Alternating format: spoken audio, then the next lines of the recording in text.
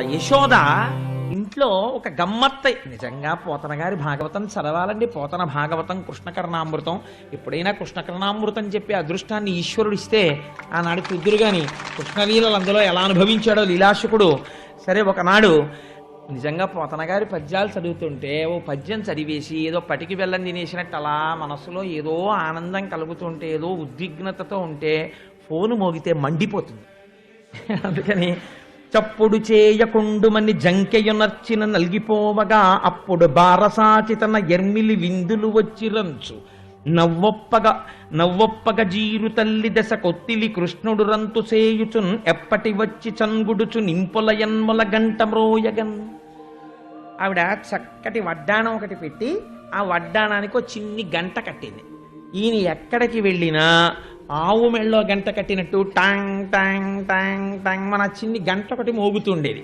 ఎందుకని? కొత్తగా వచ్చిన అడుగులు కదా, ఆ అడుగులు వేసుకుని ఎడుతుంటే ఇటు పక్కన చిన్న గంట, అది టింగ్ టింగ్ అంటుండేది. అమ్మకి సంతోషం, వీడు బలేరా గంటలు మోగించుకుంటూ తిరుగుతున్నాడు అనుకునేది. ఒక రోజున అమ్మ ఏదో పనిలో ఉంది, మంచి పనిలో ఉండగా గబగబా వచ్చి ఏదో ఆ కొండో ఏదో కింద పడేశాడు. కింద పడేస్తే కోపం వచ్చి చప్పుడు చేయకుండుమని జంకెయనొచ్చిన అలిగిపోవగా ఆ భుజం గట్టిగా పట్టుకుంది. బుద్ధుందా లేదా నీకు? ఎన్ని మాటలు చెప్పాను. గబగబా పరిగెత్తుకు వచ్చేస్తావు, తగుదనమ్మా అని ఆ కుండలు అవి ముట్టుకుంటావు. చూడు ఎలా పడిపోయింది.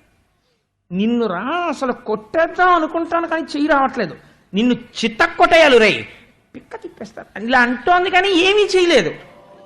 ఎంత చిత్రం అంటే అది ఆ అన్నమాచార్యుల వారు పరవశించిపోతారు. ఏమిటండి ఆ కీర్తన?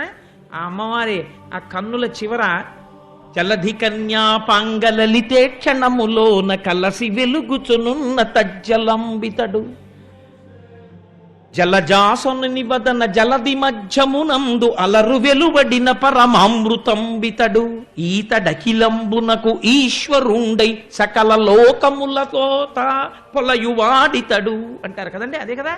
అలా ఆయన మహానుభావుడు అమృత స్వరూపం, అమృత భాండమైన ఈ లోకములంతటా నిండి ఉన్నవాడు. ఇవాళ ఏమీ తెలియని గొల్లపిల్లవాడిలా యశోద పక్కన తిరుగుతున్నాడు. ఎంత కొట్టేస్తాను ఎంత తిట్టేస్తానంటే మాత్రం చేతులు వస్తాయా? 33 కోట్ల మంది దేవతలు దీనికే ముక్కున వేలేసుకుంటున్నారు ఆవిడ ఇంటి చుట్టూ తిరుగుతూ. ఏమదృష్టం అసలు యశోదని. చెయ్యి పట్టుకుని ఒరే నీ పిక్క తిప్పేస్తానని ఆ తొడ దగ్గర ఇలా చెయ్యి పెట్టేటప్పటికి ఆ మెత్తటి అమ్మా అని ఇలా పెట్టేవాడు మొహం. అనేటప్పటికి ఆ మొహం చూసి ఆ ఎరుపెక్కిపోయిన బుగ్గలు చూసి ఆ వస్తున్న పైన 2 పళ్ళు కిందో 2 పళ్ళు ఆ పళ్ళు చూసి అమ్మకి జాలేసేసి ఈ మాట మళ్ళీ దగ్గరికి రా నీ పని చెప్తాను అనేటప్పటికి అంతే కోపం వచ్చేసి ఇప్పుడు కొత్తగా నడవడం ఒకటి వచ్చింది. ఎలా ప్రవర్తించేవాడంటేట అమ్మ ఇలా దెబ్బలాడగానే చప్పుడు చేయకుండుమని జంకెయునర్చిన అలిగిపోవగా టింగ్ టింగ్ టింగ్ టింగ్ అని గంట మోగుతూ ఫైర్ ఇంజన్ లాగా గంభీరంగా అడుగులు వేసేసుకుంటూ కోపం అనమాట. అదంతా ఇలా చేతులు వెనక్కి పెట్టేసుకుని గబగబా వెళ్ళిపోయి నేను ఆడుకోను, నేను ఎక్కడికి వెళ్ళను, నేను నీ దగ్గరికి రాను, నేను ఇలాగే కూర్చుంటాను అని గొంతు కూర్చుని ఇలా కూర్చునేవాడు. కూర్చుంటే ఎంతసేపు కూర్చుంటాడో చూస్తానని చెప్పి తన పని తను చేసుకుంటున్నట్టుగా ఇలా చూస్తుండేది. ఇలా కూర్చుని నన్ను పట్టించుకోవట్లేదని కోపం వచ్చేసి అని ఇంకా ఏడి చేయడానికి డొక్కలు ఎగరేసేస్తుండేవట. ఆ బుగ్గలు అదిరిపోతా. అమ్మ చూసి లేక పుట్టినవాడు చూడు ఎంత కోపం వచ్చేసిందో, ఈ మాట అన్నందుకు వెళ్ళిపోయి ఇలా ఓ మూల కూర్చుని ఇలా మూటి మీద వేలేసేసుకుని అంటున్నాడు అని పుట్టిన ఏం చూడనట్టుగా ఎంత వర్ణన చేశారండి.